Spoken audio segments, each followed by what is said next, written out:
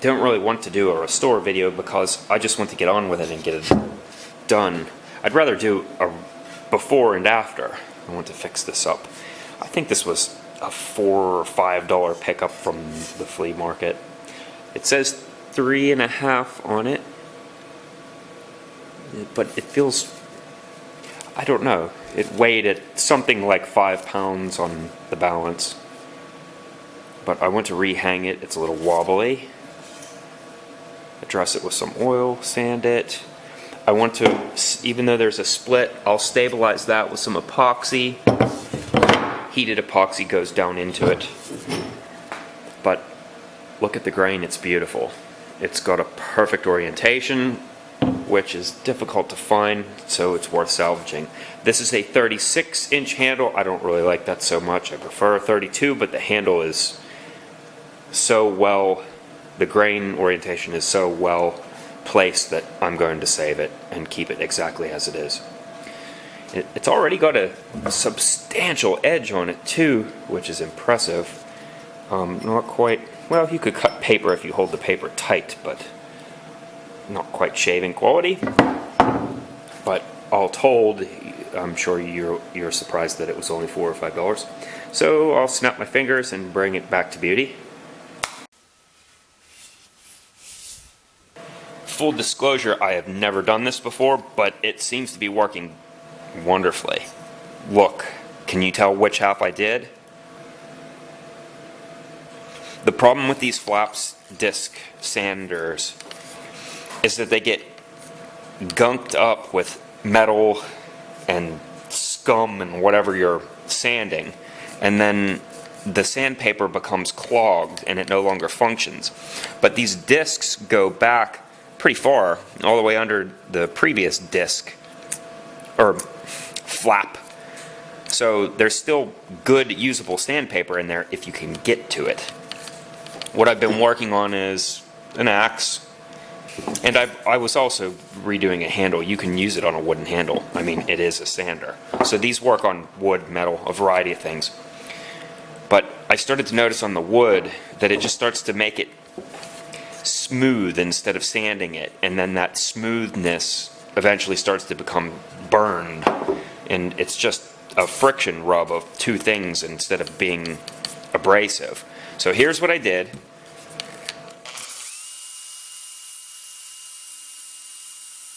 You get the idea.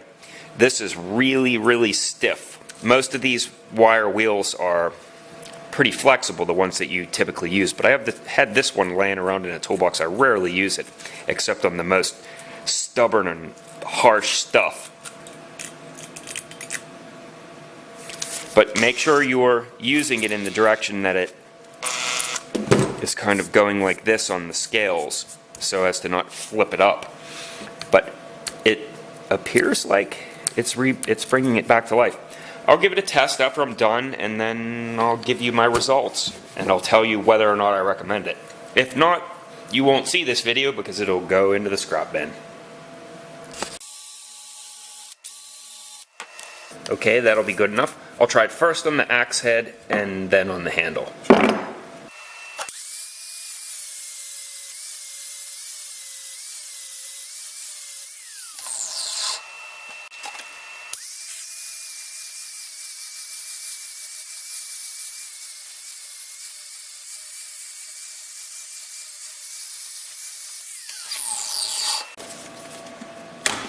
Okay, conclusions.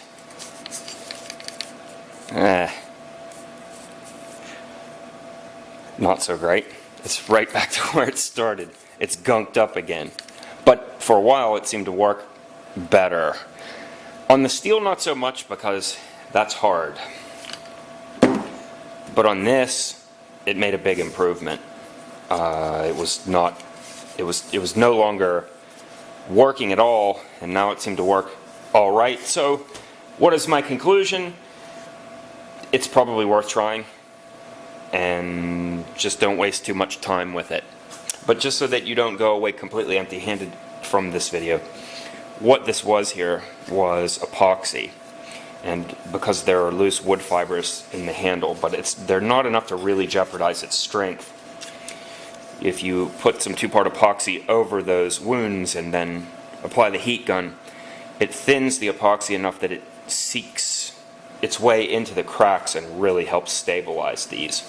Then after I sand the handle down, I'll give it a few coats of an oil, a drying oil, and this will be good as new. And it's certainly worth keeping in this case because this handle has really vertical grain, which will make it very strong, and it's comfortable. Okay, see you on the next topic. Let me make a revision real quick. I found that, hey, give me a break. I'm learning as I go here. I found that it works better this way. The reason being, this deposit is actually put in place in this way, in this direction, so it stands to reason that it's going to be more effective to take it off by knocking it from the side. Oh, and here's how the handle turned out. I don't know if that's in focus.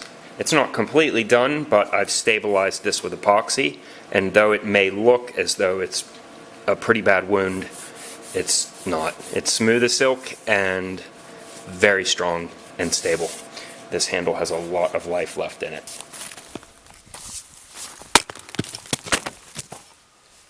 Yes, I know, it's not a splitting axe, but it's an axe, and it's sharp. And I actually do split with an axe for the most part.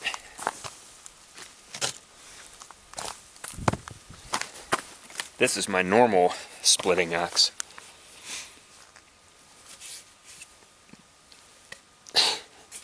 I prefer it over a maul, believe it or not. Use a maul! No, I don't like to use a maul. I think a maul is crude. It's inelegant. I prefer an axe. It requires technique.